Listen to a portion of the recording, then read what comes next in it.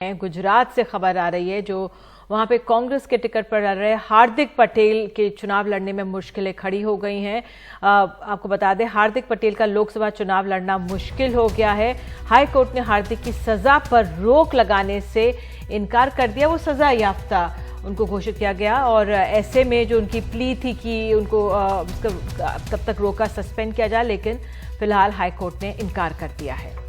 और हमारे साथ महेश लांगा हैं, द हिंदू के पत्रकार हैं, हमारे साथ थोड़ी देर में जुड़ेंगे। महेश लांगा हमारे साथ जुड़ेंगे, लेकिन तो बता दें अखिलेश, अच्छा आप बता रहे थे जी, मैं ये कह रहा था कि जो लोअर कोर्ट है, जो निचली अदालत है, उससे हार्दिक पटेल को सजा हुई थी। और जो रिप्रेजेंटेशन ऑफ पीपुल्स एक्ट है, जन प्रतिनिधित्व कानून 1991 का, उसमें ये प्रावधान है कि अगर कोई व्यक्ति सजा याफ्ता हो जाता है तो फिर वो चुनाव नहीं लड़ सकता। लेकिन राहत जरूर मिल सकती है आपको। अगर हाईकोर्ट से आपको स्टे नहीं मिले तो शायद वो सुप्रीम कोर्ट भी जा सकते हैं। हम इस पर पूछेंगे महेश जब हमसे जुड़ेंगे हमारे साथ। मेहसाणा में हिंसा भड़काने का मामला था हार्दिक पटेल पर, तो कहा जा रहा है महेश लांगा हमारे साथ है। महेश जी, कैसे देख रहे हैं इस खबर को, क्या इसका असर? देखिए, ये एक मेजर सेटबैक है हार्दिक पटेल के लिए, जो चुनाव लड़ने के लिए बहुत तैयारियां कर रहे थे काफी दिनों से। वो जामनगर एंड नॉर्थ गुजरात दो कंस्टिट्यूंसी में भी काफी घूम रहे थे और कांग्रेस ज्वाइन होने के बाद उसका टिकट मिलना ऑलमोस्ट तय था। लेकिन आज हाईकोर्ट ने जो उसकी एप्लीकेशन थी वो रिजेक्ट कर दी और बोला कि जो मेहसाणा विसनगर में जो राइटिंग केस में 2 साल की सजा मिली, वो उसके पर उसको सस्पेंड करने का हाईकोर्ट ने रिजेक्ट कर दिया है।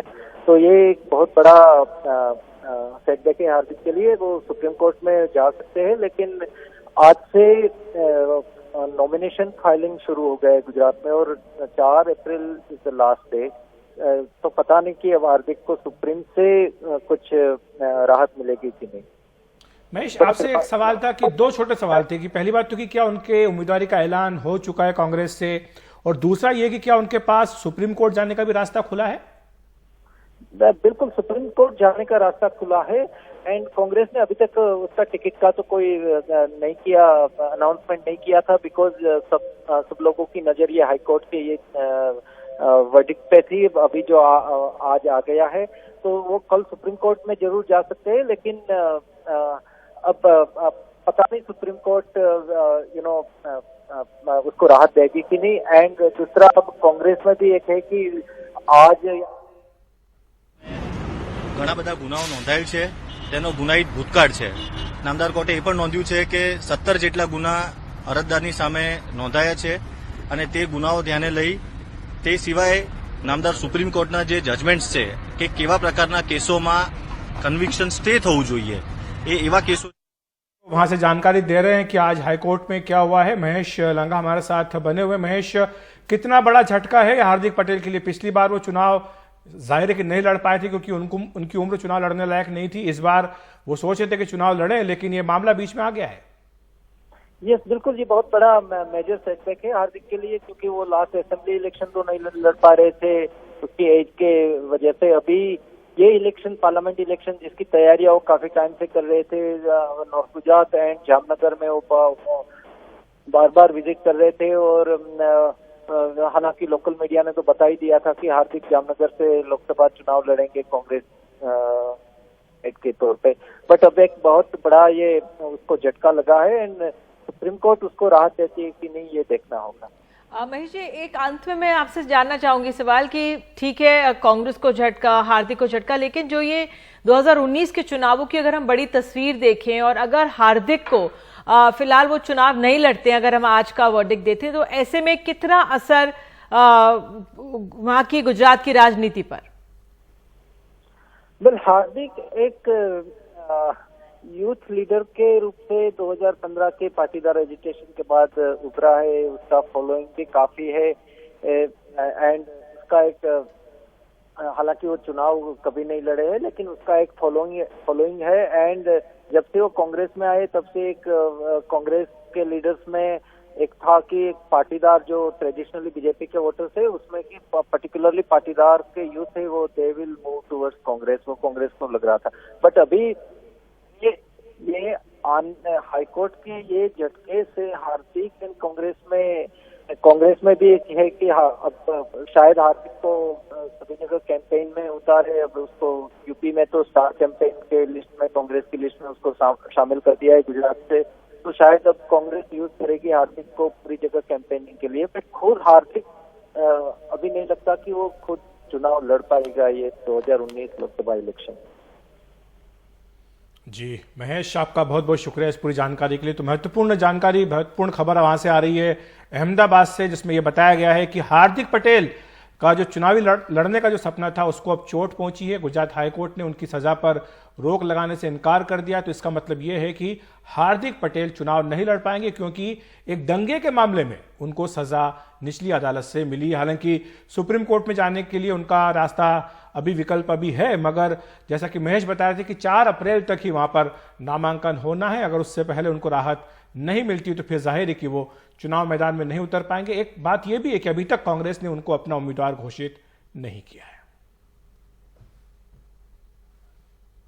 पार्लियामेंट तो हमारा ये कहना था कि एक लॉ ब्रेकर है, he can not be a law maker. और एंटीसीडेंट्स देखते हुए ये जरूर कहा जा सकता है कि उन्होंने जो स्पीच दी है, जो इंस्टिगेटिंग स्पीच दी है, there is not one but there are 17 such complaints file against the applicant. और ये सब चीजें भी ध्यान में रखते हुए कोर्ट ने उनका एप्लीकेशन रिजेक्ट किया। जो पैरेलल ड्रॉ किया था नवजोत सिंह सिद्धू के केस में और इस केस में, उसमें क्या what were the holes that were poked by the prosecution, क्या exactly? I will answer perhaps only if this is the last question. Navjot Singh Sidhu का केस जो है, इट वाज अ केस, बहुत एक्सेप्शनल केस था। He was a sitting member और उन्होंने resign कर दिया था।